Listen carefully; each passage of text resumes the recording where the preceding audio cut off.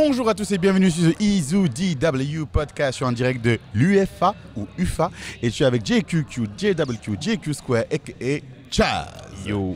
Et bien sûr avec nous avons un invité très spécial. Très demandé. Et spécial pour deux raisons. Donc nous avons White Black. Yeah. Et j'ai appris récemment, ton prénom c'est Maël. comme mon fils. Ah, sérieux? Ah bah il ira loin. Ouais, grave. Et je me suis dit, waouh. Ça a été choisi comme prénom. Ouais. La signification, tout ça derrière. Alors, breton, chef de guerre, tout ça. Et en plus, ça va plus loin parce que si tu veux, moi je m'appelle Ismaël. Ouais. Et lui Maël. Ouais, donc ça fait un petit... Et comme is, comme il est. Ouais. Donc il est moi. Énorme. C'est fort. Énorme. Donc si Voilà. j'ai un gosse, je pourrais l'appeler Ismaël. Voilà. Ouais. Il est toi. Voilà, donc vous voyez, voilà, un gars à qui j'accorde beaucoup d'importance, c'est White gentil. Black, pour plusieurs raisons. Alors, on va commencer par les atalakou, comme on dit. Moi, ce que j'aime bien déjà chez toi, c'est que tu joues à Marvel. Ouais. Faut savoir que UMVC3, c'est le jeu que je regarde le plus encore aujourd'hui. Sérieux? Et que je joue le plus, alors Ok. que je joue qu'en training. Hein. Bah c'est déjà bien. Il y a personne pour jouer de toute façon. Ouais. Et donc c'est mon jeu préféré, mais toutes catégories confondues en tant que spectateur et joueur. Et quand j'ai vu tes perfs aux États-Unis, ça m'a impressionné. Et je me suis dit, bon, ok, il joue à Marvel. Et souvent, il y a des passerelles qui se font, on va revenir là-dessus. Quand tu es un pro player d'un jeu, il y a des passerelles qui se font. Tu arrives à aller sur d'autres jeux et performer. Mais toi, tu es l'exemple ultime de ça. Tu vois ce que je dis? Parce que je crois que tu es celui qui joue au plus de jeux différents. Ce serait la commune. Faudrait regarder en vrai. Faudrait regarder, mais je dois faire partie de ceux qui ont performé au niveau international sur quasiment tous les jeux auxquels ils ont pu participer. Donc ouais, faudrait étudier un petit peu les stats, mais en général, les joueurs restent sur un jeu. Ils sont rares ceux pro players qui touchent un peu à tout. On regarde Luffy, il a un petit peu touché à KOF, mais voilà, il s'est pas tellement investi dessus. Mais ouais, pas faux. Ouais, c'est pas Mine de mal. rien, c'est pas mal. Et la dernière fois, tu sais, on faisait des petits jeux comme ça où on se disait constituer une équipe. Donc, si tu avais tous les moyens du monde, tu devais faire une équipe d'e-sport, qui tu prendrais? Et je disais, alors, parce que tout le monde disait, je prends tel gros joueur. Je dis, moi, quel que soit le jeu, Ouais. dans mon équipe, il me faut un sparring partner. Mec polyvalent, Voilà. qui pourra comprendre, tout Tu faire. vois. Et c'est pour ça que je disais, non, White Black doit être quelque part, tu vois. Et j'aime bien juste côté sparring partner. Et pour l'autre aspect, je me dis que jouer à différents jeux permet d'avoir une meilleure compréhension du jeu de combat. Est-ce que c'est vraiment le cas? Et qu'est-ce que ça t'apporte dans chaque jeu que tu joues actuellement? Alors faut savoir, je fais juste une petite parenthèse que moi je suis professeur de PS, donc j'ai fait filière STAPS, sciences et technologies des activités physiques et sportives. Donc on a réfléchi sur ce genre de notions au niveau d'une échelle d'un enseignant qui va devoir faire comprendre que si je passe du basket au handball, on va pouvoir faire des adaptations. Okay. Et qu'est-ce que je vais reprendre d'un sport à l'autre, tu vois. Donc dans le jeu de combat et même dans le jeu vidéo tout court, ben moi j'ai un petit peu cette pratique sportive qui est ancrée en moi et que j'essaie de reproduire un peu sur la compétition de jeux de combat. Et avec les contenus que j'ai fait, ma vision un peu pédagogique et didactique du jeu vidéo, ben, j'ai essayé de mettre des mots sur ce que je ressentais, que j'appliquais et qui me permettait de très vite être bon et de le proposer aux gens. Et moi je parle du coup des fondamentaux des jeux de combat, tu vois. Et sur tous les jeux de combat on a ces 10 fondamentaux, le neutral, le spacing, l'exécution, les combos.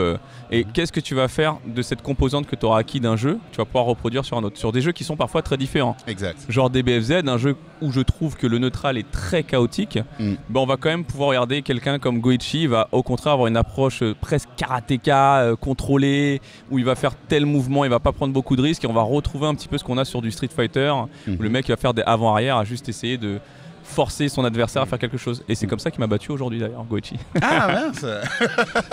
Et ce que tu dis est très vrai parce que tu vois, un gars comme Easyman, Ouais, je pense que si tu tortures assez l'esprit, tu pourras savoir qui joue dans d'autres jeux. ouais, Le complètement. fait de le voir jouer à DBFZ avec la les team qu'il a, mêmes tu sens que persos. c'est un joueur de ring. Ouais. C'est ça.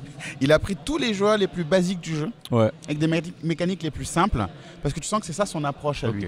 Ouais, et il aime, une fois qu'il a, enfin, il expliquait un Ryu, Hadouken, c'est un truc qu'il a construit. Là, on regarde, il a pris les personnages les plus représentatifs de ce que c'est un Shoto sur des BFZ, les personnages vraiment en qui il a une sorte de lien, et il les lâche pas. Tout le contraire de moi. Oui, Toi, ton approche, c'est d'aller toujours plus loin, découvrir un peu tous les trucs. Mon approche, c'est comme je suis pas un compétiteur pro, et que je ne recherche pas que la performance, mais plutôt la découverte, le plaisir, l'apprentissage, au bout d'un moment, je m'incline forcément à essayer beaucoup de choses, tu vois. Et au-delà de ce côté performance, c'est aussi pour apprendre aux autres. Et si tu connais pas toi-même, comme ça, je me force. Je me suis retrouvé à toucher un petit peu à tout. Parfois par manque de stimulation, je sens que ça me donne un rebond. C'est comme ça que j'étais passé de Marvel, tu vois, j'étais passé de Virgil à Magneto, qui était un perso beaucoup plus demandeur en termes d'exécution. Qui a plus de mouvement, qui accapare plus l'espace. Donc c'était une question d'apprentissage, de se mettre au défi, de développer des choses et de consommer véritablement le jeu vidéo sous forme de pratique. Et du coup, en parlant de ça, tu dis il y a l'aspect temps à évaluer, et c'est de là que vient le concept No Soul. Le No Soul que j'ai mis en place depuis quelques temps sur le stream. Je me suis dit, quand je vais vraiment me mettre à streamer, il faudra que j'ai quelque chose, pas de nouveau, de différent, mais il faut que les gens, quand ils arrivent, ils comprennent véritablement dans quoi moi je m'éclate et comment moi je vois la compétition de jeux de combat. Et dans la communauté, c'est plutôt tout l'inverse. C'est l'esprit shonen qui prédomine. Et cet esprit-là, je veux le combattre, je veux l'annihiler. La compétition, c'est tout l'inverse de l'esprit shonen, tu vois. Si Wawa il arrive à gagner, c'est pas par esprit shonen, c'est parce que le mec il est oufissime, qui joue des persos pétés, qu'il a repris des persos pétés, et qu'il a des heures de dédication sur le training, l'entraînement et une rigueur, tu vois. Il a nettoyé le dojo, quoi, comme dans les films d'arts martiaux. C'est pas juste, en lui, il y avait une clé secrète et par le pouvoir de l'amitié, il a réussi. Non, mon ref, non. À la fin, on voit Gogeta, Végéto, arrêtez. Lab coat. Exactement. Et du coup, c'était au moins si tu acceptes l'idée de partir de plus loin, tu sois pas frustré. Parce que je trouve qu'il y a beaucoup trop de gens dans cette communauté qui, à cause justement de cette envie de performer, en retirent beaucoup plus de frustration que d'autres choses. Et ça, c'est pas facile du tout. Moi, je dis souvent dans la compétition, il y a un gagnant et autant de perdants qu'il y a de co-participants. Le deuxième, c'est un perdant. Le troisième, c'est un perdant. Le quatrième, c'est un perdant. Donc j'étais toujours en mode, au début, le but, c'est de gagner. Si vous partez pas dans cette idée, vous faites pas de compète. Un petit peu dur, mais il faut que les gens le comprennent. Après, j'ai commencé à essayer de développer. Il y a l'aspect financier. Tu t'es déplacé. Est-ce que tu rentres dans le cash price? Parce que moi, je me suis fait... quand je regardais, si j'arrivais pas à gagner les tournois, je pouvais pas faire tous les déplacements que j'ai fait en Europe sur Marvel parce qu'on n'était pas nombreux, tu vois. C'est clair. Donc c'était presque une obligation entre guillemets d'aller performer pour continuer à faire ce que je kiffais. Donc est-ce que je suis dans le cash price? Est-ce que je suis en positif? Ça c'est important. Est-ce que je suis sur le podium? C'est un début de réussite de la compétition. Et ainsi de suite, je regarde comme ça les objectifs qu'on pourrait avoir dans la compétition. Si vous n'êtes pas dans ces objectifs, il faut réfléchir. Vous venez alimenter le cash price. Voilà, c'est ça. Mais il faut des O2 dans la commune. On peut avoir des objectifs, bien entendu, qui soient personnels, mais l'objectif principal, tu as payé ta compétition, c'est pour gagner. Ça, c'est le but que tout le monde doit avoir en tête. Et malheureusement, il y a beaucoup de gens qui brûlent les étapes, tu vois. Ils passent en mode, je me suis entraîné, j'ai pris Krillin, Villel. Ouais, mais t'as pris Krillin, Villel. Donc déjà, tu parles de plus loin. Alors que Goichi, là, il m'a tabassé, il a Gogeta, Végéto, Labcoat, les 3 meilleurs persos du jeu. Tu penses qu'il faut arrêter avec cette histoire du perso du cœur, du coup? Non, du tout. Quand tu es en mode compète. Pareil, je pense pas que ce soit une obligation. Il y a les méta évoluent, les mentalités évoluent, parfois on découvre des choses. Sur Marvel, on a vu ça, tu vois, Cane Blue River, qui est un très bon exemple, qui a vraiment travaillé. Mais j'en reparlais sur un stream que j'ai fait il y a pas si longtemps, et c'est un joueur du Chili qui a travaillé au-delà du perso, il a travaillé un mental mais d'acier. Le mec, tu le mets sous une cascade, il bouge pas, ça se voyait, tu vois. Il a pris des taunts d'un joueur infect qui s'appelle Philippe Pinochamp, qui était un troll, même punk à côté, c'est un gentil, tu vois. Et il bronchait pas. Et tu sens que c'est pas seulement le choix de perso c'est tout ce qu'il a construit autour de ce truc qui fait que le mec il a réussi à faire partie les meilleurs. C'est juste que si vous prenez des persos du cœur, faut vous disiez à vous-même, je pars de plus loin.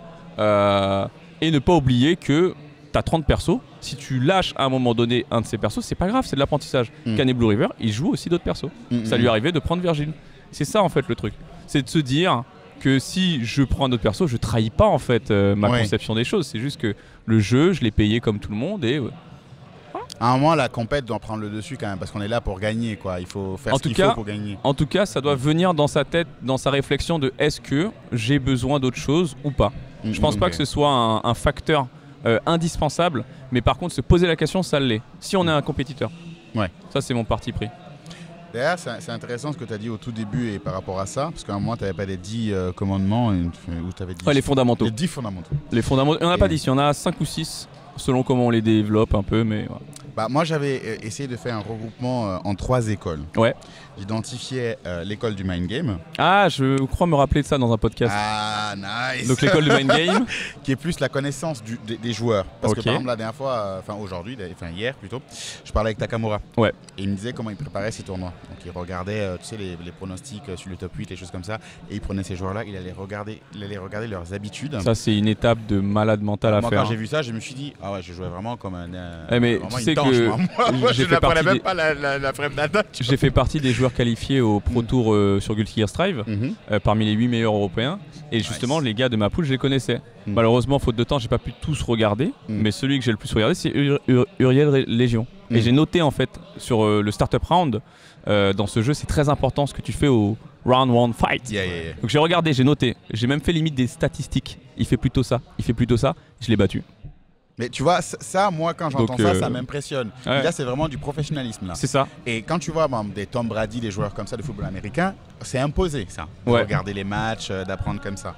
Donc, je me dis, il y a la partie mind game que nous, on surévalue, qui est genre le sorcier qui Ouais. est dans ta tête. Non, c'est qu'il s'habitue à tes mécaniques. C'est Il y ça. en a qui arrivent à le faire rapidement, pendant un match. En un match, il voit en un round, il a capté un peu ta tendance, tes habitudes, Ouais, les tes patterns appétences, et tout. Les patterns, tout ça. Et il y a ceux qui vont aller vraiment te suivre, regarder tes matchs et anticiper.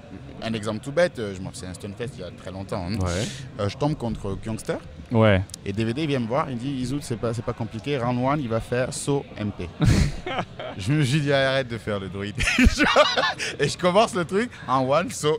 Donc flash kick mon gars. Flash kick avec Gaël. Et là tu vois c'est ça que je dis, c'est vraiment cet aspect mind game, c'est la connaissance de l'adversaire. Ouais. Et avec tout ce que ça implique, Ça complique, ouais. comme travail comme ça. Et l'autre côté qui est technique, ça c'est vraiment la connaissance du jeu en soi. D'accord. Maîtriser les RC, les bursts quand il faut les faire. Il y a un truc dont Nox m'a parlé récemment, je savais même pas, que quand tu faisais Just Paris plus Faultless Defense, Ouais, ça repoussait plus loin. Je savais pas du tout. Ouais. Ça c'est un manque de technique pour le Ouais, coup, tu ouais, vois. ouais. C'est des trucs de base. Bon, certains joueurs, je pense que la plupart travaillent ça, mais pas au même niveau. Quand Non, tu regardes exactement. un gars comme Idom, il te fait des phases et il a un truc qui fait que si tu fais V-Reversal, bah ta V-Reversal whiff et il punit. Tu vois, des trucs tout bêtes. Il Ouais. fait ça avec Laura et tu dis ok, Ouais. le gars ouais. techniquement Je bossé vois le très jeu. bien la phase. Et tu as l'école de l'exécution. Mhm. Qui est vraiment, ça c'est le dojo là, c'est que tu t'habitues à faire tes combos pour pas les rater, tu t'habitues à avoir de belles punitions, tu vois, donc un gars, même le Wish Puni, je considère que c'est de l'école exécution. À l'époque sur Street 4, tu Ok. faisais pas un BMK dans le vide, Ouais. tu vois ce que je veux dire. Ouais. Et ça c'est important. Donc déjà, la question de savoir, vu que toi tu as plein d'expériences sur plusieurs jeux différents, qu'est-ce que tu penses de ces écoles? Et si, on va dire, celle que tu penses la plus importante ou cruciale? Ah. Bah, je pense que la définition que tu en as, elle fait sens. Mhm. Je m'y retrouve pas forcément dans toutes, Mhm. notamment sur le côté technique où moi je mettrais plus l'école de la connaissance à la rigueur, tu vois. Mhm. Parce qu'il n'y a pas forcément ce côté ou de technicité pure que je mettrais plus dans l'exécution à la rigueur. Mhm. Mais ça permet d'avoir, comme tu l'as défini, je trouve que c'est une belle représentation de si tu as ces 3 écoles, normalement tu es déjà performant. Oui. Donc c'est une très belle définition. Et je pense pas qu'il y en ait une qui soit plus importante qu'une autre. Mhm. Là c'est plus le pratiquant d'arts martiaux que j'ai été plus jeune qui va Ah. le dire. J'ai fait un peu de karaté Nice. pendant 5 ans. Et non, tu dois tout développer. Mhm. Ton prof, il va voir tes points faibles, il va dire développe tes points faibles. Ouais. Il va voir tes points forts, il va dire développe tes points forts. Ouais, Il va pas dire non, ça t'oublie, on s'en fout, c'est l'école de la tortue, l'école de l'aigle, non, on s'en tape. Parce que dans le shonen, là, je vais le prendre, le mec, il va faire toutes les écoles et il va te tabasser après, tu vois. Ouais. Eh, t'es anti-shonen en vrai. Mais il faut faire ça, par contre, si ce serait des écoles, il faudrait au contraire se forcer à aller d'une école à l'autre et aller encore plus dans les écoles qui nous font défaut et sur lesquelles on pêche. Si c'est l'exécution, faut passer des heures sur l'exécution parce que l'exécution, ça va être le combo que tu vas dropper. Si c'est la connaissance technique, comme tu dis, il faudrait peut-être que tu regardes, que tu analyses les games. Tel top player qui joue ton perso, lui, il fait pas le Roman Cancel, pourquoi toi tu vas le faire, tu vois?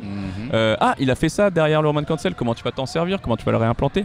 Et la première école, le mind, c'est essayer de se mettre à sa place sur qu'est-ce qu'il fait, pourquoi il le fait et comment optimiser tes choix stratégiques. Donc les trois, il n'y en a pas une qui te ferait plus gagner qu'une autre.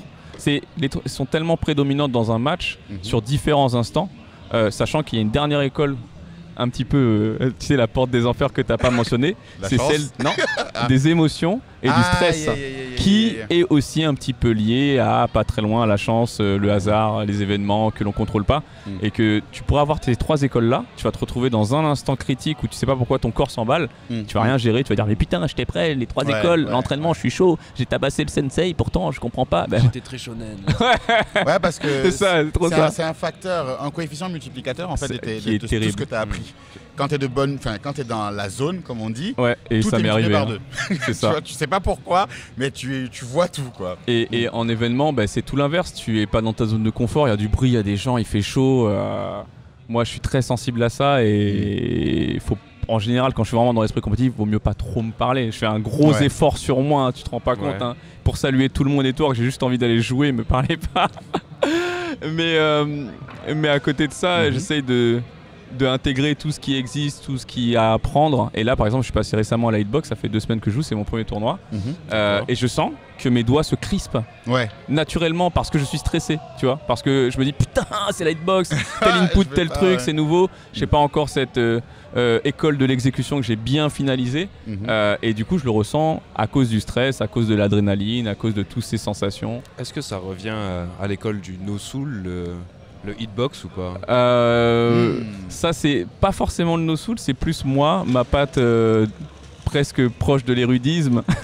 J'ai envie de. C'est peut-être à l'heure actuelle ma plus grosse passion, avec bien d'autres choses, hein, le sport, la musique. Mais à l'heure actuelle, c'est ce qui me demande le plus de temps quand j'arrive à le donner. Donc j'essaye que ce soit rentable en termes de sensations, de progression et donc d'apprentissage. Et c'était vraiment purement par souci d'apprentissage que je m'y suis mis en mode j'ai fait le stick, je joue au stick sur Street, j'ai fait le pad sur Marvel, sur Mortal, sur d'autres jeux. J'ai mon pote Layo que tu connais, que tu as interviewé, incroyable, petite dédicace, qui est mon voisin. Wow. Littéralement, on habite dans le même bâtiment. Sérieux? Je te jure. Depuis 2-3 ans, donc c'est énorme. Et qui est un joueur de Hitbox depuis une dizaine d'années. Et quand mon pad est mort, on a discuté, je lui avais dit il faudrait que tu me passes sa Hitbox pour que j'essaye. Il m'a dit ouais, carrément. Donc il m'a passé sa Hitbox. De fil en aiguille, il a fait une petite OPSP qui lui a donné un Victrix.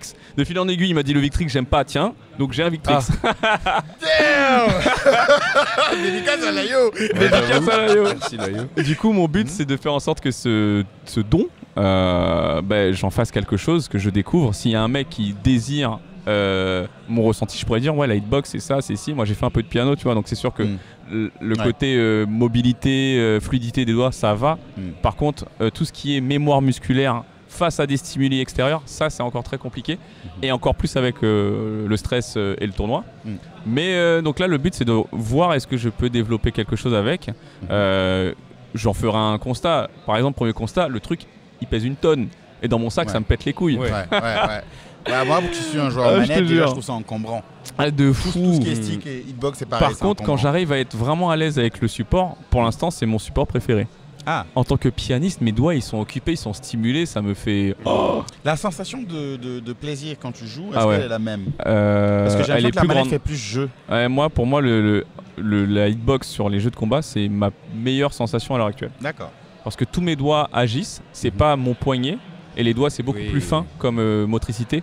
Les gâchettes, au final, c'est qu'avec l'index et le pouce qui est mobilisé. Donc en termes d'utilisation de ma stimulation sensorielle, c'est le hitbox. D'accord. Qui me fait le plus kiffer. En plus, je pense que c'est le plus constant. Ouais, vraiment au niveau ça aussi. de la position. J'ai eu des gros problèmes des problèmes d'exécution dans mes récents tournois à cause d'un pad qui finit par mourir. D'ailleurs, il est mort juste après, c'était pour dire. Et j'en ai marre en fait de me dire putain, et si Je veux dire, si j'ai foiré, c'est parce que je l'ai foiré, c'est pas le support. Oui, c'est moi, c'est sûr et certain. C'est moi qui ai raté l'input. Et la hitbox ne ment pas. Donc ça aussi, j'ai envie de voir ce que ça m'apporte. Il y a, donc dans ce que tu dis, il y a un élément qui est super intéressant. Tu veux avoir la paternité de ta défaite. Ah, de fou. Et ça, c'est un truc dont j'ai souvent parlé avec les compétiteurs. Il y a apprendre le jeu, tout ce qu'on a dit depuis tout à l'heure, mais il y a aussi à apprendre à digérer la défaite. Ouais. Et ça, comment toi tu le fais pas? Après, je pense que dans l'EPS, il y a des trucs que tu dois rappeler aussi aux jeunes que tu accompagnes. Tu leur dis, voilà, il y a une façon de voir les choses. Si tu as raté ton ATR roulé ou ta roulade, il y a une façon d'appréhender la défaite pour pouvoir la surpasser. Comment toi tu travailles ça? Parce que ça peut vraiment t'anéantir. J'ai fait un stream sur, pas sur ça, mais sur le stress. Et en général, le stress vient justement de cette non-envie de perdre. S'il n'y a pas d'enjeu, ben, normalement, tu n'as pas de stress. Quand je joue chez moi, en free play contre un mec que je tue tous les jours, je ne stresse pas. Tu vois. Dès qu'il y a un enjeu, là le stress va commencer à surgir et donc tout est lié à ça. Et moi je suis pas forcément un très très bon exemple parce que j'étais plus dans un parti pris de tout faire pour être dégoûté entre guillemets, tu vois. C'est-à-dire j'ai pas peur de me dire je suis qu'une merde après une défaite.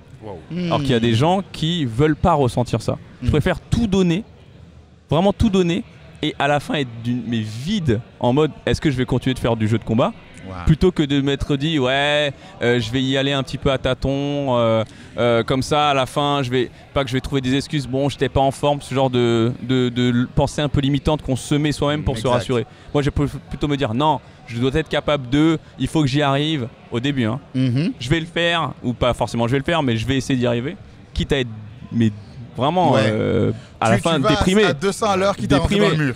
Et de voir ensuite comment est-ce que j'en ressors. Parce que dans tous les cas, on meurt pas à la fin. Non, c'est clair. Donc c'était le premier exercice, c'est d'avoir tout donné véritablement pour voir est-ce qu'une fois que je donne tout, j'ai encore envie de continuer. Si on ne donne pas tout, je pense que essayer de tous le faire, de tout donner, c'est grisant pour moi. En termes de sensations, si je m'inscris dans une compétition, je paye, je viens, je me déplace. C'est le week-end, mon ref, je travaille, j'ai d'autres choses à foutre. Donc c'est pas pour me dire ah ouais mais j'aurais peut-être dû faire plus. Non, je donne tout, je suis dégoûté, mais au moins j'ai tout donné. Au moins après que la défaite sera passée, je pourrais rebondir en mode mais en fait pourquoi je suis dégoûté, j'ai tout donné. Donc ça a été la première étape. La deuxième étape, c'était de remettre les choses dans son contexte. Moi encore une fois, je suis pas un très très bon exemple puisque mes premières compétitions, je les ai gagnées, où j'ai fait des résultats qui étaient au-delà des espérances qui étaient les miennes et des autres. Donc dès le début, j'ai dépassé mes objectifs. Donc forcément, quand tu dépasses tes objectifs, tu fais partie d'une case de personnes où on va te regarder avec des étoiles et toi-même tu vas te sentir un petit peu monter dans ça, tu vois, pousser des ailes. Du coup, ça a été de gérer la pression sur le début de Marvel parce qu'on me mettait sur un piédestal où je tuais tout le monde. Il fallait jamais que je perde. Et effectivement, j'ai réussi très souvent à ne pas perdre ou à finir sur le podium ou à rentrer dans mes frais, ce genre de choses. Tu penses que cette pression, elle est du coup... Elle est horrible. Elle est horrible. Parce que tu vois, on dit souvent la peur de perdre. Parce qu'il y a une partie de la défaite, bien sûr, mais une partie de honte aussi. Et quand on te met sur un piédestal, la honte est encore plus importante. Et là, c'était même pas la honte, c'était putain, ça leur ferait plaisir en fait que je perde. C'est ouf, hein. Parce que quand tu gagnes trop, il y a un syndrome qui s'installe. Et j'avais un orgueil face à ça qui était pas démesuré, mais qui allait de soi avec leur envie de me faire perdre. Et ça m'a nourri véritablement dans la compétition. Ça m'a permis de gagner très souvent, donc je me raccrochais à ça. Mais quand je perdais, ça t'atteint sur ton ego.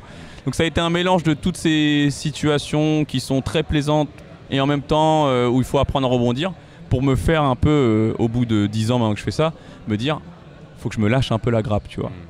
Donc j'ai appris à mettre un peu de l'eau dans mon verre de vin, à me dire il y a d'autres enjeux que le fait de gagner. Il y a la défaite, c'est bien entendu, vous allez voir n'importe quel coach de vie mentale, ce que vous dites, la vie c'est rempli d'échecs.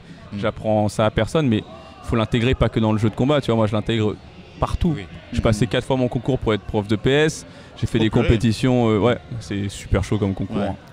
Et j'ai été soutenu pour y arriver, tu vois.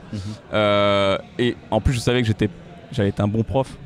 Juste que le concours, c'est de la merde. Mais ça, c'est une parenthèse. Faudrait faire un podcast sur ça. Non, mais les histoires de one shot pour évaluer ce que tu vas faire plus tard, c'est comme le permis. Ouais, exactement. Le permis, j'ai passé 2 fois. Enfin, dans tous les cas, c'est des échecs. Et qu'est-ce que tu fais face à ça? C'est pas juste t'arrêtes et tu vas chouiner dans ton coin. C'est pas ça. Donc, une fois que tu comprends que l'échec, ça fait partie de ce processus qui est l'apprentissage, et je me suis rendu compte que ce qui me faisait le plus kiffer en fait, c'est d'apprendre, pas seulement de gagner, tu vois. C'est d'arriver à tellement apprendre que dans le moment critique où ton cerveau il va dire putain je stresse, bah, tu te raccroches à ça et t'y arrives. Et ça m'a tellement rempli que j'ai vécu ce que tu as dit, des sensations où j'étais dans la zone, où j'ai tabassé Chris G aux États-Unis, où là il y a plus récemment, alors que je fais plus de complète, j'ai réussi à faire top 8 mix-up en battant parmi les meilleurs joueurs européens et sous couvert de l'appui de Nono, enfin des trucs comme ça qui sont assez surréalistes. Pour une pratique, simple pratique. T'as un rush d'adrénaline qui monte. Mais c'est complètement ça. C'est là que c'est kiffant. C'est là que c'est kiffant. Donc une fois que tu comprends tout ça et que tu oublies pas qu'en plus, ça c'est un truc que j'explique aux gens, tu joues pas ta vie en fait. Si là tu perds, en soi, même si tu vas le ressentir, cette destruction de ton âme, moi je l'ai ressenti après le combo Rocker, je voulais plus qu'on fasse de compète, parce que vraiment ça m'a mis un sacré coup moral, et ben, c'est de se dire, oui mais c'est qu'un sentiment. Et demain t'en auras un autre et ainsi de suite, et ne pas s'arrêter sur putain j'ai pas réussi, oui mais tu t'es déplacé, t'as mis ça en place, t'as essayé de te mettre au défi, et c'est ce que les gens faut qu'ils intègrent, c'est si t'arrives à te mettre au défi à chaque fois, pour moi tu deviens un performeur, tu deviens un compétiteur, tu deviens quelqu'un de entre guillemets toi plus un. Et ça c'est ce qui me fout le plus le seum dans la communauté, c'est qu'on ne le remarque pas assez. Tu sais, moi, je vais discuter avec des petits gars qui font des 0-2, ils vont faire 2-2. Bah, pour moi, c'est mon compétiteur de la journée. C'est pas l'autre qui aura réussi à faire top 8. C'est toutes ces petites réussites que les gens vont pas s'auto-accorder, qu'on oublie parce que la compétition, le but, c'est finir premier. Et ça, tu vois, on a tendance à ne voir souvent que les échecs, pas voir ce qu'on a accompli. Et de l'autre côté, ça, c'est dans on va dire, dans l'environnement individuel, mais il y a aussi l'aspect en dehors. Ouais, il y a ceux qui partent. Je déteste cet aspect. Je me bats contre cet aspect. Et souvent, tu vas par exemple, je sais pas moi, avoir un gars qui performe pendant un certain temps, personne ne te parle de ses victoires. Le jour où il tombe, boum, c'est clair. Il s'est fait tabasser, gna gna. En fait, il est rincé. Comment tu fais pour naviguer avec tous ce bruit extérieur à toi-même? Parce que tu as ton combat intérieur, tu dois aussi gérer cette partie. Moi, c'est un bruit que j'ai longtemps vécu sur la communauté, mais c'est très simple en fait. Je me rappelle, et ça c'est un truc que j'ai depuis quasiment tout le temps, c'est que je ne fais pas les choses pour les gens. Donc en soi, peu importe ce qu'ils pensent, je m'en fous. Et en bien comme en mal, tu vois. Ça a été une forme de protection où je me disais, waouh, c'est incroyable ce que tu as fait. Et dans ma tête, je me dis, bah non, c'est ce que je fais depuis quasiment tout le temps. Pour vous, c'est incroyable. Pour moi, c'était juste, j'ai fait de mon mieux. Exactement. Bon, peut-être pas lundi, mais j'ai fait de mon mieux et ça m'a permis de faire ça. Ce qui est incroyable, c'est que j'ai fait de mon mieux. C'est pas la résultante, tu vois, de mon mieux. Et ça, les gens, ils l'oublient. C'est plus qu'est-ce qui t'a permis de le faire. Raconte-moi ton histoire. Pourquoi c'était incroyable pour toi. Et eux, ils se voient le top 8. Oh, t'as fait top 8, t'as battu un tel. Mais va me voir pour savoir pourquoi c'était incroyable. Va pas juste me dire waouh, c'est génial parce que j'aurais aimé faire top 8. Ça, j'ai envie de te dire, je m'en fous. Je m'en fous un peu. Du coup, c'est en bien comme en mal, j'ai cette espèce de recul où je me dis je prends ce que tu me dis, t'avais envie de me voir perdre, je suis content pour toi, j'ai perdu ou pas. Et je continue mon petit dojo du no soul, ma pratique, et j'essaye d'enseigner aux gens ce que je peux enseigner et je kiffe. Mais après, quelque part, il y a quand même un plaisir d'avoir ces petits, on parlait du bruit, dans ce bruit-là, cette petite voix de soutien qui t'encourage quand même. Ou sincèrement, tu restes indifférent, que ce soit positif ou négatif. Parfois même, ça m'énerve.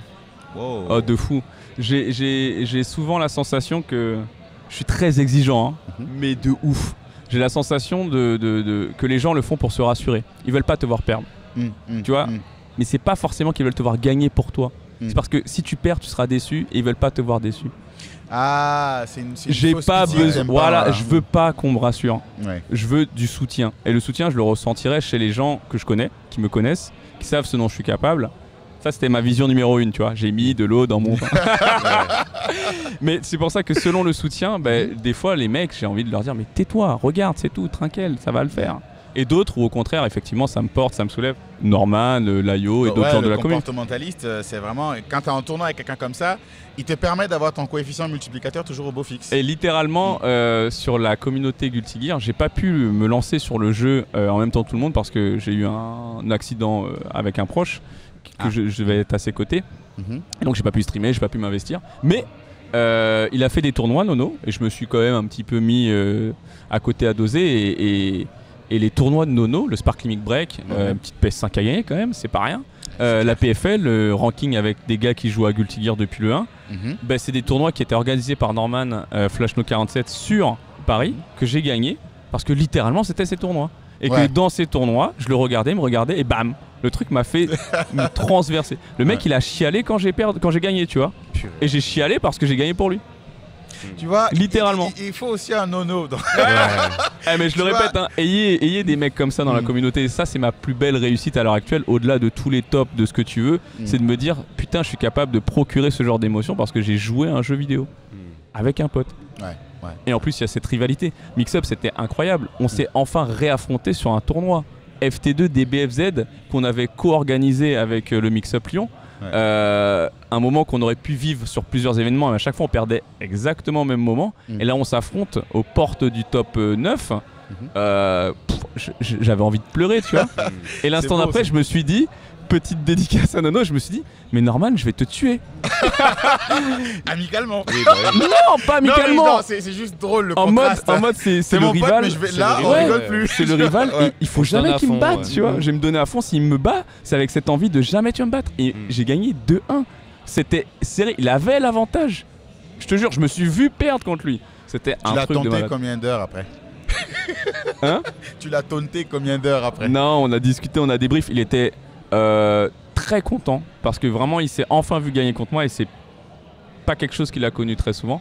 Et lui-même il le dit. Ça, hein. c'est un petit jab, mais à côté, tu vois, il était super affecté parce que putain, il manquait rien. Il manquait rien pour me battre. Et c'est une sorte d'échelle qu'il a envie d'atteindre. Et là, il était vraiment pas loin de l'atteindre. Donc voilà. Et après ça, il m'a dit, bon, tu sais ce qu'il te reste à faire. En mode, tu fais top 8. J'ai dit, non, tu peux pas me dire ça. Il me dit, si, je te le dis. Tu peux pas me battre et puis ne pas faire top 8. Faut pas déconner non plus. C'est ça qu'il m'a dit. Mais ça, c'est un coup de pute quand même. Mais dans ce cas, rends-moi la win. Et après, effectivement, je sais. Tu vois, c'est là, je te dis, c'était pas en mode fais-le pour moi, c'est en mode fais-le quoi, fais-le, c'est tout, fais-le, tu sais que t'es capable de le faire, je sais que t'es capable, fais-le. C'était tout ça qu'il avait mis dans ses mots, c'est pas juste j'ai envie que tu le fasses parce que ce serait bien que tu backes un tel, tu vois. Et j'ai vite réussi à le prendre comme ça et j'ai fait top 8. Insane. T'avais comme dans le Roi Lion là, t'avais la je te jure. Derrière, carré par l'énergie nonoesque. Exactement. Non, c'est assez fou la communauté des jeux de combat et c'est là où je me dis faudrait qu'on arrive à tous passer plus rapidement à l'étape suivante, tu vois. Parce que moi, si j'ai fait ces 10 années d'expérience, c'est pas pour que les gens perdent 10 ans pour arriver à ce constat. Servez-vous de ces 10 années, tu vois, pour rapidement travailler votre mindset, votre état mental et surtout réfléchir à pourquoi vous branchez votre pad. Il y a des mecs, j'ai envie de les insulter. Ils passent des heures. Moi, je peux pas passer tout ça de temps, tu vois. Chérie, taf, sport, d'autres trucs, et puis j'ai pas tout le temps envie. Et stream. Les seuls moments où je joue, c'est quand je stream ou quand Nono ou Majin stream. Tu vois, parce que j'aime bien interagir avec eux. Donc ce temps-là que je donne, il faut qu'il soit effectif. Parce que compétition, parce que apprentissage, parce que tout ça. Il y a des mecs qui sont là dans le training, ils appuient sur les boutons, ils sont contents. Ils arrivent en tournoi, ils disent mais je comprends pas, j'ai fait 900 heures. Mais tu fais n'importe quoi. Et t'as des gars qui font du contenu, qui réfléchissent, pas que moi, hein, tu vois. Il y a plein d'autres joueurs qui s'investissent autour de ça et ils veulent pas comprendre. Donc tous ces gens-là, il faut qu'ils se mettent une bonne claque de bon sens, j'aime bien ce terme. En mode, si je branche mon... C'est un peu de la méchanceté, mais de la bonne méchanceté, parce que c'est des trucs... ce serait plus... en fait, ils sont en train de se mentir à eux. Ce serait plus une sorte de bienveillance très appuyée. Parce que moi, j'ai passé 10 ans, tu vois, à me battre contre mes propres émotions. Si je peux donner ça à quelqu'un pour qu'il y gagne en rapidité, ce serait mon plus gros kiff. Et t'as l'impression que la relève arrive bien emboîter le pas, par rapport à ça, c'est gagne ce temps que nous on a pu perdre. C'est très très dur à dire. Je pense qu'il y a pas mal de jeunes joueurs qui en sont conscients, mais ils ont besoin de se brûler les ailes un peu plus pour que ça émerge véritablement en eux. Donc là, c'est là où il suffit pas de te dire ne fais pas ça. Il y a plein de gens qui vont dire ok, je sais que je dois pas le faire, mais je vais quand même le faire parce que j'ai envie de voir ce que ça me procure. Et une fois qu'ils l'ont ressenti, ils vont dire ah oui, c'est vrai que j'aurais pas dû le faire. Donc il y en a pas mal qui, c'est comme ça, hein, c'est la vie, c'est l'expérience, qui ont besoin de ces expériences pour. Mais au moins s'ils en sont conscients, ils pourront peut-être plus rapidement rebondir. Et là, on a quand même de la chance d'avoir des jeunes qui essayent de. À l'UFA, ça se voit, on est quand même très nombreux. La moyenne d'âge qui a semble-t-il peut-être augmenté dans certaines communautés. Donc tous ces jeunes-là, en tout cas sur l'AFGC, sur Smash, je pourrais pas dire parce que je le connais pas assez, où on a quelques bouts. Moi, j'ai essayé de lancer des bouts comme ça, tu vois, des Orochi, des Pataxus. Je m'étais fait un délire avec le Young versus Old où j'avais tous les moins de 25 ans contre les plus de 25 ans. Orochi, je voulais lancer un projet, le projet Ultimate, où je prenais Orochi et Gagayux et j'essayais de leur faire donner toute cette expérience. Et je leur avais dit, le but c'est de vous envoyer au Celtic en 2021 pour que vous alliez faire votre performance à votre meilleur niveau. Et que ça vous serve tout simplement. Donc j'avais pu envoyer Orochi, Gagayux avait décliné l'invitation. Et là, Orochi, top 13 au Combo Breaker, tu vois. Ouais. Cette déformation professionnelle, mon gars. Je te jure. Sport et e-sport, c'est pareil, coach. Mais donc, il y a des petits jeunes comme ça qui en bénéficient et qui sont sur une très belle voie. Et j'ai hâte de voir ce que Street 6 va apporter pour qu'on se fédère un peu plus dans ça, tu vois. Ok. Du coup, ça fait de toi un joueur, un coach, on va dire un peu dans la vie réelle et dans la vie e-sport compétitive. Mais aussi maintenant, il y a une nouvelle facette qui se dessine. Le commentary. Ouais, le commentary. C'était une des façons de perdurer dans la communauté parce que les jeux de combat, c'est pas forcément les plus simples à prendre en main en termes de frustration. Des BFZ, Street Fighter V. Il me frustre. Les BFZ, je crois que c'est le jeu de combat où c'est le plus frustrant de perdre. Parce que c'est long en plus, tu vois. Et Guilty Gear, par contre, à l'heure actuelle, c'est le plus frustrant pour moi et c'est sur lequel je prends le moins de plaisir, malheureusement. Alors que c'était un jeu que j'ai adoré pendant un an, mais la récente méta me désespère un peu. Et ils ont patché le jeu, mais pas dans la façon dont j'aurais souhaité. Ah oui ouais, en mode Arc 6 quoi. En mode Arc 6, genre Nagero Yuki, on va le buff, alors que le perso était déjà surreprésenté. Apikaos, on va pas vraiment le toucher, il est bien, c'est un DLC, faut qu'ils achètent les gens, tu vois. Ram Lethal, c'est encore plus fumé, enfin. Tu trouves qu'elle est plus forte? Ram Lethal est plus forte. Que Day One? Ah oui. Elle gagne maintenant des dégâts qu'elle n'avait pas auparavant, encore plus facilement, et des outils de pressing grâce au Reka buffé qui sont bien plus relous. En soi, avant, Ram Lethal avait un gameplay plus simple, donc plus contrable. C'est parce qu'il y avait moins de persos que je trouvais que Day One était plus forte. Parce que Day One, déjà, quand tu la tapais, son épée pétait quand même. Ouais, mais ça, c'est fumé, ça. Ça, c'était fumé de fou. Mais globalement, elle avait surtout ça et ses dégâts. Alors que là, elle a ça plus d'autres choses. Et comme les autres persos se font nerfer, tout ça, dans la méta, elle reste extrêmement présente face à quasiment tout le cast. Donc non. Du coup, un peu le commentary, et puis c'est une façon de me mettre au défi, toujours cette recherche de stimulation, d'apprentissage. J'ai vu des mecs qui faisaient du commentary sur DB, je me suis dit, c'est bien, mais est-ce qu'on pourrait pas faire mieux? Donc je me suis dit, on va essayer de faire ce que je peux proposer. Et comme j'anime relativement bien mes streams, je me suis dit, ce sera pas dur comme transition. Et de fil en aiguille, j'ai commencé à commenter principalement avec Flashno. Et on s'est rendu compte que l'alchimie se faisait extrêmement bien sur les jeux et notamment sur Dragon Ball. Donc on aurait bien aimé, je pense, continuer de le faire, tu vois, lui et moi. Ah bah j'espère que vous allez continuer aussi, pour le coup. J'espère aussi. Là, il est chaud sur Street 6. Je pense qu'on sera nombreux sur Street 6. Je sais pas comment l'écosystème va se faire autour de Street 6. Tu comptes donc y mettre la main aussi. Ah, clairement. Ça fait beaucoup de c'est le jeu que j'attends le plus, même plus que Projectel. C'est le jeu le plus fédérateur. Ça reste tous les joueurs de toutes les communes vouloir jouer à Street 6. Ça reste la licence la plus connue dans l'univers du jeu de combat en tant que culture. Et ce qu'il propose, ça sent quand même vachement bon. Moi, la bêta, j'y ai joué, j'ai pris beaucoup de plaisir. Et surtout, c'est ce que j'expliquais, c'est pas pour le gameplay que j'attends le plus, c'est pour tout ce qui semble apporter, enfin le côté frame data, apprentissage, gestion des différentes personnes. Le jeu, il a un potentiel sur le contenu et sur comment on va pouvoir se servir de ce contenu pour apprendre et développer la pratique du jeu de combat. que moi j'essaye de faire, bah c'est banco quoi.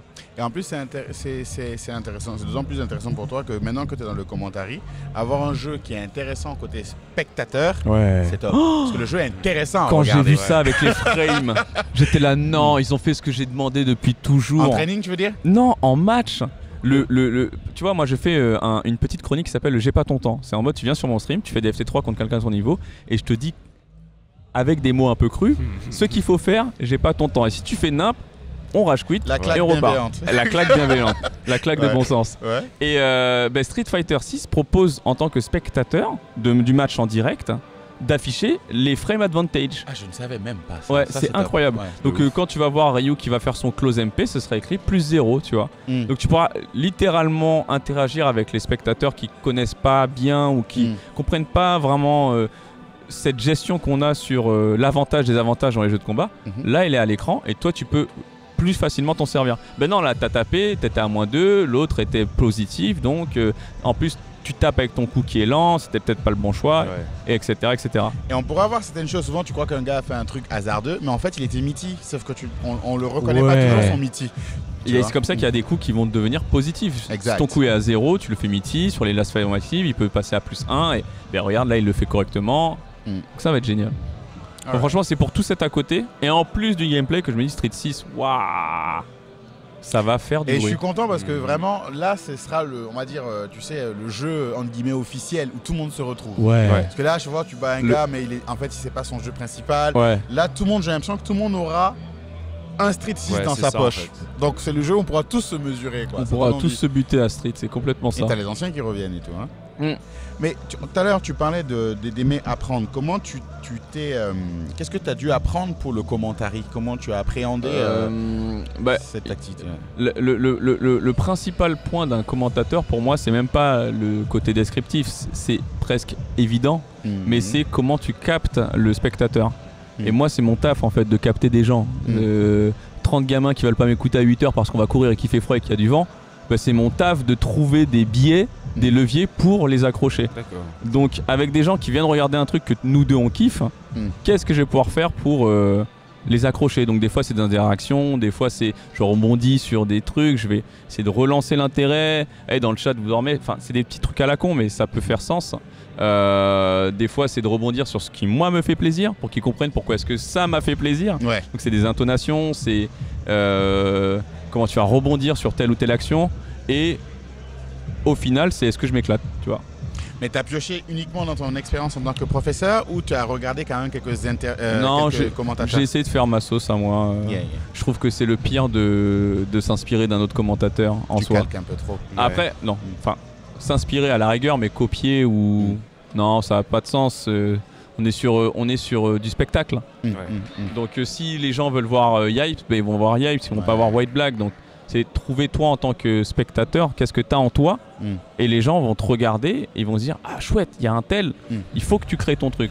Tu vas pouvoir t'inspirer sur la façon dont on a de rebondir, d'avoir des traits un peu humoristiques même, tu vois. Moi je suis plutôt sur cette tranche entre le pédagogue, l'humoriste, de temps en temps. Et t'as un sacré contraste. C'est spécial. la dynamique range est pas mal. Elle est large. Et à côté de ça, juste le fait de pouvoir délirer, parce que c'est un bon délire pour moi, au contraire d'un match de... Encore je dis ça, mais les matchs de foot, tu regardes, certains commentateurs sont là, ils vont juste gueuler et ils sont contents. Et le jeu de combat, c'est arriver à lire correctement l'action et en même temps rajouter ce spectacle, et c'est ça qui me fait kiffer. Et c'est pas toujours évident, mais sur les jeux ou en fonction du duo que tu as, c'est un super exercice. Vraiment, c'est un super exercice. Et le premier truc que j'ai fait, où là j'ai appris, c'est que je me suis écouté. C'est-à-dire que j'allais véritablement voir le match et le lendemain ou le soir, je mets le truc. Je dis, est-ce que j'aime bien m'entendre? Je suis mon premier spectateur. Donc si même moi je me fais pas rire, c'est foutu quoi. Si j'arrive même pas à me faire m'écouter, me dire ah ouais c'est quand même cool, mais c'est foutu. Je suis content qu'ils le disent parce que quand j'écoute les podcasts, je me fais rire. Oui, exact, mais je te jure c'est ça. Mais je me suis dit c'est trop narcissique, je vais pas en parler. C'est même pas ça, c'est pas ça. Il y a des fois ça fait rire, c'est comme ça, on est drôle, faut qu'on l'assume, tu vois. Faut assumer ça, c'est notre bien-être, c'est notre bonheur, c'est même pas... c'est cette alchimie, c'est quelque chose que l'on met de nous. Donc est-ce que ce qu'on a mis de nous-mêmes, on a kiffé? Et si on kiffe, il y a forcément des gens qui vont kiffer. C'est obligé. J'avais préparé des questions aussi plutôt génériques que je vais poser quand je ferai la caméra trottoir, mais je vais en profiter pour t'en parler là maintenant. Vu que tu as beaucoup d'expérience sur différents jeux différents, ça va être différents jeux plutôt, ça va être beaucoup plus pertinent. Personnage, tout jeu confondu, le plus pété. Personnage tout jeu confondu le plus pété. Bah, je vais aller quand même sur Marvel. Hein. Et là, 0 et Vergil, là c'est très compliqué.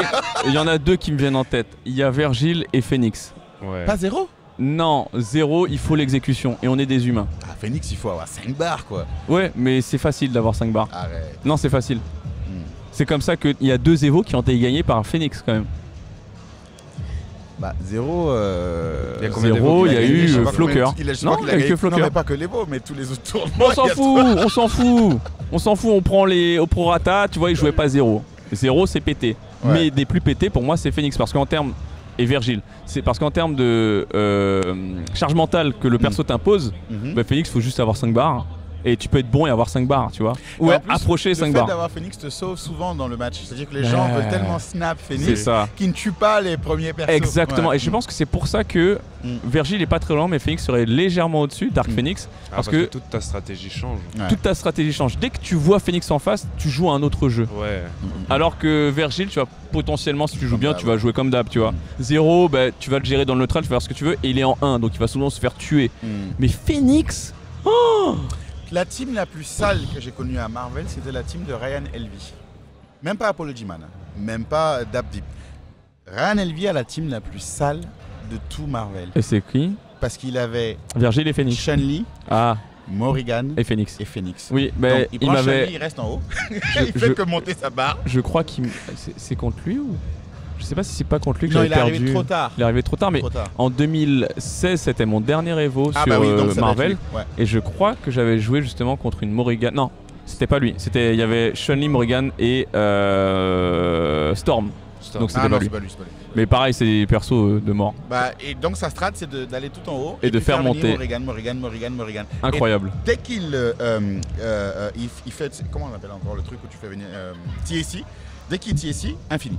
Ah oui. Non seulement tu te fais bouffer, Oui, et le temps le n'est metteur. pas à ton avantage parce que Morrigan peut te zoner, et en plus tu sais que Phoenix est garanti. Donc ça Insupportable. correspond complètement à mon idée du perso le Ouais. plus pété. Et tout, Lui, tout il avait souvent. une team. Quand il est arrivé, il a battu tout le monde. Hein.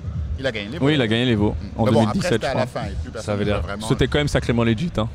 Les gens jouaient déjà à Street 5. Un peu, mais c'était quand même. Non, c'était propre, legit, hein. mais moins. Il jouait à Street 5, mais il n'y avait pas Marvel Infinite qui est venu. Il est en arrivé place. plus tard. Je Ouais. crois, il a eu un an plus tard. Ok. 2017, je crois. Ouais. Donc, il n'y a pas trop. Donc ouais, ce serait Phoenix, Vergil juste derrière. Hein. Trop con. On connaît. Perso le plus nul. Tout jeu Le confondu. plus nul. Ryu dans Marvel. Non, c'est même pas dit. Mais Marvel, comme c'est un 3v3, c'est plus compliqué. Autant le perso très fort, tu vas le voir. Autant le perso le plus nul, bon, tu le verras juste pas. Ou quand tu le vois, il y a les autres persos, tu oublies. Oui, Mais oui, il y en a tellement de persos un peu sous-cotés dans Marvel que c'est plus dur à dire. J'aurais dit, c'est peut-être pas loin d'être Potemkin dans Strive. Il est nul, hein. Il est rincé du cul. Le plus nul, tout jeu confondu. Je te jure. Mais après, là comme ça, je saurais te dire, sur Street 5, je vois pas trop. Sur Street 4, il y avait des persos comme Akan où on n'arrêtait pas de les décrier. Au final, c'était pas nul. Ouais, mais même pour revenir sur Potem, sur Strive, en fait, le problème c'est que ça peut quand même te tuer en Ouais, quoi. mais en Ça, général, ça le fait pas. C'est-à-dire que Ouais. tu as le burst, tu as le dragon, il galère trop dans Strive à l'heure actuelle. Et dans la méta en plus à laquelle avec laquelle on compose, ça fait partie des persos qui ont le moins d'options dans les persos les plus forts en face. Ok. Donc après sur Strive, un mauvais perso c'est un mid, tu vois. Ouais, Oui, non, c'est ouais, vrai, c'est vrai. ça, C'est ouais. pas pareil que sur Street où on va faire Et- des lows et des highs. Il y a un truc important dans ces questions, c'est qu'il y a des persos qui sont nuls par rapport au jeu dans lequel ils sont. Ouais. Comme il y a des persos qui sont forts uniquement grâce au jeu dans lequel ils sont. Genre Dalsim Street 5 n'est fort que parce que Street 5 est fait comme ça. Ouais, c'est ça. Tu prends Dalsim Street 5, tu le mets dans le 4, il se fait ouvrir Il en se fait ouvrir en 18, à tu cause de la vois. focus et Il fait tout. rien du tout. Là, je me rappelle même plus de tout le cast de Marvel, mais tu vois, on a eu des mecs qui ont performé comme Ray Ray avec Ryu, Hulk, c'était fort, Agar, c'était Réré, fort. C'était Vintage, Réré. Ouais, mais ça n'empêche, Chris G aussi, il a fait quand même de bons résultats avec son Ryu. Vintage, Chris J. Et, et sur Marvel, c'est dur. Il y avait Senko qui était vraiment bien rincé quand même. Hein. Ouais. Et il y a un seul gars que j'ai vu essayer de faire un truc avec elle qui est pas mal, mais bon, c'est des schnapseries, quoi. C'est pas un vrai perso. Hein. Donc, et sur Street 5, le cast est très divers. La méta a vachement changé. Donc, il n'y a pas de gros lotières. En vrai, pour moi, Potem, il se fait. Comme tu dis, il peut tuer en 1, mais tu vas te faire malaxer tout le temps, c'est chiant. Il a pas de air dash, il a pas de dash avant. Enfin, il est gros, il est laid. Ah, il y en a marre de Potem qui joue Potem. Ça, c'est de la haine, ça. Il joue Potem, c'est ça? Non, c'est juste que. En fait, les choppers, j'aime bien, mais pas quand c'est l'archétype du gros tas qui sait pas genre rien Zangief, faire. t'aimes pas non plus. Zangief, j'aime pas. Alex, j'aime bien. Abigail, t'aimes pas. Abigail, j'aime pas. Encore qu'Abigail, il a un petit côté fun. Mais non, quand c'est un archétype, ça me saoule. Ouais, c'est pour ça que je préfère jouer Ken que Ryu, qui sort un peu de l'archétype du karatéka, tu vois. Ouais. Bah arrête, il te taunt, il fait des flammes. Voilà, les flammes, c'était Non. Ken. C'est pas l'archétype du karatéka, c'est tout. L'archétype du kéké. Si tu veux. D'ailleurs, il a Kei dans son nom. Donc j'essaye des. Ouais. Et les choppers, c'est encore pire. Ils sont gros et il faut qu'ils te chopent, c'est chiant. Il y a que dans Unis qui est un chopper stylé Mika. Ouais, c'est un toute peu. petite, C'est un peu une sorte de Laura. Ouais, je vois. On va faire aussi overrated et underrated. Perso le plus overrated et perso le plus underrated. Le plus overrated. Ah, c'est dur à dire. Tout jeu confondu, toujours. Putain, en plus, c'est compliqué. Peut-être pas overrated, mais Dante, c'est très fort, tu vois. Underrated, Dante? Non, ouais, en mode, à mon avis, il pouvait être parmi les. Enfin, c'était évident que c'était parmi les tops, mais son assist, c'est juste qu'il y avait son frère, jumeau, qui existait. Donc les mais il met où... trop de temps à tuer, je pense. Même un X-Factor, quoi. Il y a mais trop il fait de du trucs à méta. faire. Ouais, c'est pas faux. Mais ça n'empêche que je le trouve vachement fort. Ouais, je vais prendre Strive. Le problème, c'est que la méta, elle est tellement schnaps.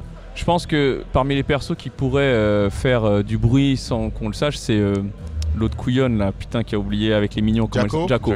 Ouais, Jacko, je pense que maintenant, elle est un peu. C'est un vrai perso. Ouais, c'est un vrai perso. Bah, moi, je pense qu'un des plus underrated, c'est Dan.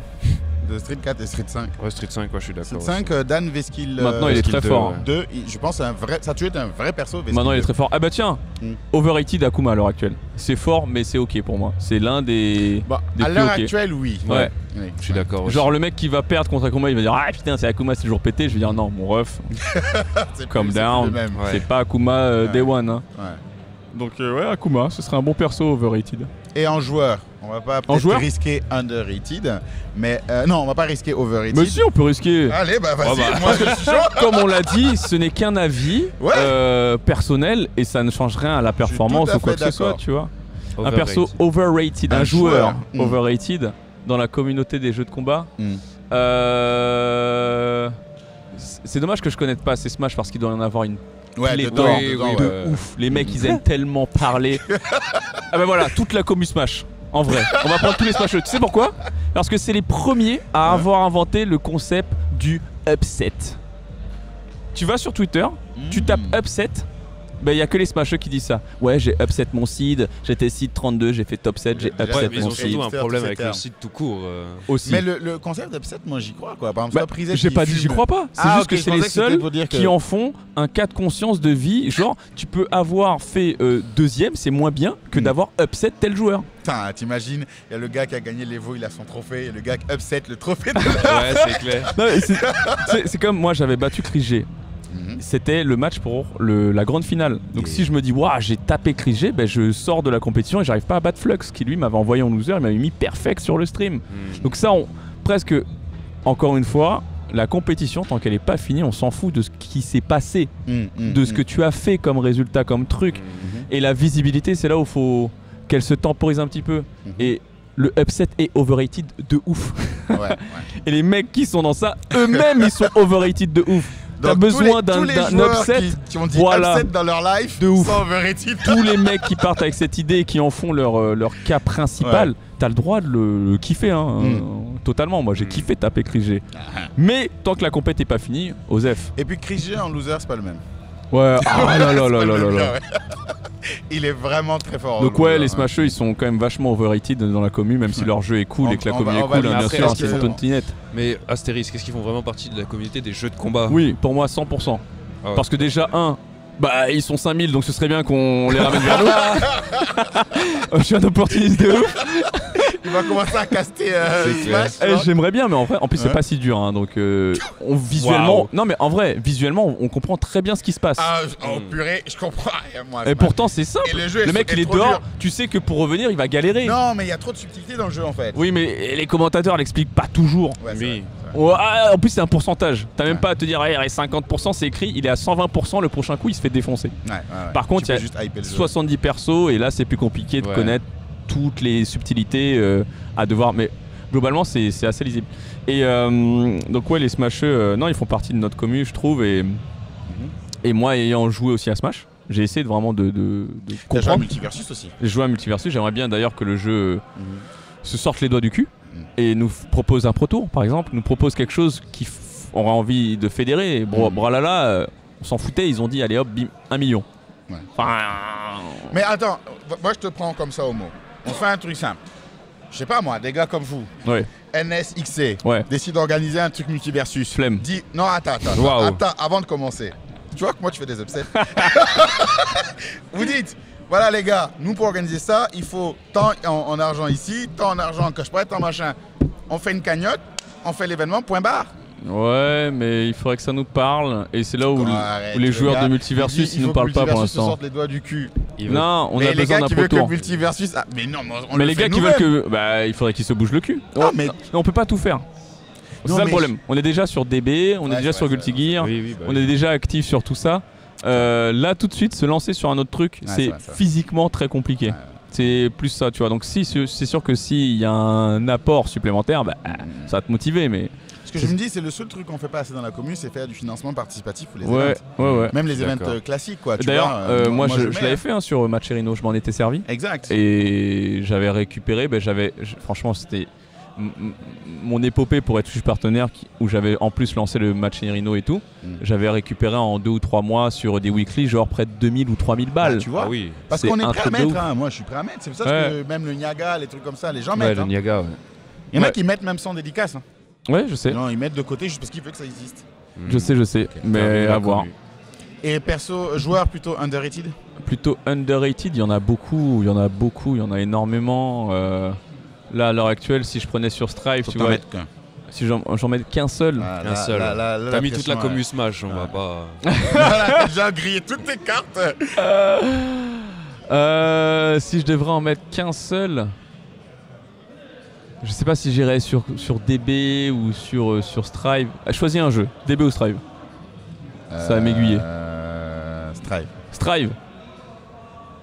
Non, vas-y DB, on a trop parlé Strive. Ok, DB. Là comme ça, j'ai envie de dire, il y a mon petit gars Chomp. Chomp qui a fait top 8 au mix-up, qui a eu des phases de haut et de bas assez fréquentes dans le jeu de combat et qui est quand même sacrément présent. Et en plus, tu vois, lui, il fait partie des gens qui ont un peu tout fait, tout essayé. Ils ont essayé le no-soul, ils ont essayé les gros, ils ont essayé le no-soul. Et là, il est revenu sur... je joue quand même les persos du cœur, donc la team de gros. Yeah. Et il est capable aussi de jouer la côte. Donc il a trouvé sa voie, il a trouvé un petit peu ce qui le fait kiffer. Et c'est parmi les joueurs qui pourraient être assez Firebandem. Ok. C'est On un va- bon... On va regarder Chomp alors. C'est un Chomp, bon partisan underrated à mon avis. Bah, quand je dis underrated, c'est que peu de gens le connaissent. Oui. Voilà. Moi, je sais qu'il est pas underrated. Mais voilà. Alors on va finir là-dessus. Yeps. Du coup, ton joueur préféré. Mon joueur Flashno, j'ai même pas besoin de réfléchir. Arrête. Je n'ai même pas besoin de réfléchir. C'est Flashno 47 tous les jours. Je suis limite C'est déçu. Flashno 47. Oh, je suis limite déçu Et oui, là. si Oh, tu réponds je me Fairy suis dit- Tail, même sur En fait, TJ, on parle pas comme Je ça. m'attendais, tu sais, je m'attendais à un joueur Marvel, j'aurais dit ouais en fait c'est Filipino Champ parce que Ouais, machin, je sais pas, comme tu sais ça, mais quoi. Non, tu m'as parlé d'un joueur. Moi, c'est le problème, c'est qu'on on joue ensemble, donc je sais d'où il part. Ok, bon, second joueur. Second joueur. Voilà. Mais là aussi, c'est relou ces Lui dis pas questions. Chomp. Non, je dirais pas de chance, mais c'est relou ces questions parce qu'il y a beaucoup de joueurs pour lesquels dont je me suis inspiré sur plein d'étapes. Genre Tokido, tu vois, que j'ai battu dans mon premier gros tournoi, le World Game Cup, Nice. et qui m'a montré ce que j'ai envie de développer Sur en Marvel termes de. Ouais. Il avait tabassé des Américains à l'époque, il était chaud. Il avait une équipe, Ouais. hein. Ah d'accord. Même Daigo a eu une période. Hein. Il est trop chaud. Mm. Il était trop chaud. D'une manière, c'est un coiffeur. Si t'es un coiffeur, t'es forcément chaud. Il Ouais, paraît. ouais. Et non, il y avait Tokido qui m'a vraiment marqué. Il fait partie de mes préférés. C'est dur pour moi d'en choisir qu'un. Moi, c'est juste l'émotion d'un moment. Tu vois, j'ai vu Layo faire des top 8. M'a procuré des émotions incroyables. J'ai vu Kane Blue River. C'est parmi mes favoris en termes de ce qu'il m'a montré. Quand il avait gagné les Vaud 2015 ou 2016, je sais plus, il m'a dit tu sais, cette victoire, elle est pour toi aussi. Elle est pour tous ces gars qui se. Ouais, parce qu'on se connaissait un petit peu. Pour tous ces mecs, on sentait qu'il a envie de donner aux gens, tu vois. Il y a Wawa, ce petit un petit peu génie qui est trop chaud, qui fait le taf de ouf et qui nous a montré qu'il était possible d'inventer presque des histoires dans la FGC. Ouais. Et lui, pour le vrai coup, esprit shonen. c'est le vrai shonen. Faux. Le mec, Non, le vrai shonen dans l'histoire. Eh, tu sais, c'est mais genre- il y a du taf derrière qu'on voit c'est pas. genre oui. Naruto. Naruto, on se dit, ouah, le mec il a rien, il est claqué du cul, Non, Naruto, c'est un orphelin. élu, Et en fait, c'est un élu. Ben, oui. Wawa, c'est un élu. Wawa, c'est un élu. Son daron l'a mis au jeu de combat dès le début. Son daron joue au jeu de combat à 11 ans. En plus, c'est un ancien. Jamais vu. Et te en dire plus, que- c'est un Non, ancien. mais Ah, attends. je suis d'accord avec White Black. Et en plus, c'est un ancien. Vous êtes des ouf. Il Comment joue on peut de- reprocher il joue- à quelqu'un il a plus. Il joue genre- plus longtemps que moi les jeux de Et son combat. voisin, c'est Layo. Mais Ouais, non, mais mais aujourd'hui. Il a un big tricks qu'on lui a donné comme Mais- ça. Tu me parles de quoi? il a commencé les jeux de combat, il était. Il a commencé avec du karaté, mon frère. Il a fait de l'EPS, du sport. Ah, mais C'est- moi, je fais pas- c'est un tricheur. Moi, j'ai fait partie des élus aussi, hein, Ouais, perso, t'es un hein. tricheur. Mais Wawa, c'est un élu. C'est Naruto, donc c'est un faux shonen. Hein, c'est pas le mec, enfin il a trafiqué Donc, comme tout le monde. Son daron, c'est QB, quoi. Ouais, exactement, c'est marrant, c'est Kyumi. L'ancien Okage et tout. Non, donc il y a beaucoup de ces joueurs là. Mais sinon, ça se taperait entre Tokido et Kane Blue River, en vrai. Pour ce qu'il propose. Genre Tokido, il pleure parce qu'il perd contre Avant Daigo. qu'on finisse cette interview. C'est ouf quand même. Hein. Ouais. Et avant qu'on finisse. Moi, c'est Daigo de toute façon. Mais avant qu'on finisse cette interview. Daigo aussi est pas loin. Lui, non, Daigo, c'est le niveau Bill Gates pour moi. Quoi. Si y a un humain que je dois rencontrer, c'est Daigo, quoi. Pourquoi tu dis Kane Blue River? KBR. Kane Blue River, tout le monde dit ça. Ah non, moi je le dis un peu à la japonaise. Kane Blue River. Tu vois? Je crois que j'avais déjà entendu quelqu'un le dire comme ça. Je suis même pas Et sûr ça t'a s'il le marqué. dit pas comme ça lui en vrai. Ah, c'est possible. Ça, Mm. c'est possible. Il y a peut-être un mind game. Comme c'est un Chilien, c'est pas un Anglais, c'est pas un Américain. Je suis pas Ah sûr oui, qu'il dit peut-être, Kane. ouais. Pas sûr. Alright. Bon, après, moi, je sais pas, j'aimais bien son approche et il avait des combos qui faisaient très mal, qu'il avait custom lui-même. De ouf. Ouverture rituelle avec une équipe qui n'était pas forcément impressionnante de base. Hein. On s'en foutait un peu de ces persos-là. Quoi. Les gros en plus. Il n'a même flemme. pas de perso de comeback en vrai. Ouais, non, Hulk incroyable. rouge, c'est ça. Hulk, Il prenait Hulk en je sais rouge, plus, ouais, je souvent. me rappelle plus. Voilà. Alright. En tout cas, merci à toi. C'est Et un plaisir. on va continuer à suivre surtout l'épopée de NSXC. NSXC, No Donc, Soul. No Soul, X. cross comportement. Comportement, c'est ça. Avec Alors, Flash No. Quel binôme. Franchement, je pense que votre binôme, il est parti pour être un des binômes cultes de la commune. Et ça manque. C'est pas notre but, bien entendu. Mais par contre, si ça le devient, ça sera cool. Mais tu sais, ça part de quoi? Ouais, je suis obligé de C'est digresser pas un petit peu. Ah, Attends, c'est rapide, c'est rapide. Parenthèse. Ça part de quoi? Ça part Mm. de notre amitié Mm. et moi qui me qualifie pour les finales de Guilty Gear Strive, tu vois. Mhm. Ouais. Nono voulait me faire un cadeau. Ça tombait à peu près sur mon anniversaire. Il voulait que j'ai le t-shirt que j'ai là actuellement Mhm. et me l'offrir pour aller, comme je n'avais pas de structure, Mhm. avec son énergie qui pouvait pas être présent Yeah. sur les finales Guilty Gear. Au final, ça s'est pas fait parce que le t-shirt est arrivé trop tard. Mhm. Donc il a travaillé le logo avec Godspeed qui a fait l'artwork, Ok. etc. Il m'a montré le logo, il m'a montré tout ça, il m'a montré le truc. J'étais là, mais pourquoi il fait ça? Le mec est fou, tu vois. Ouais. Et anecdote, le dragon, c'est mon signe astrologique chinois et Norman, c'est le tigre.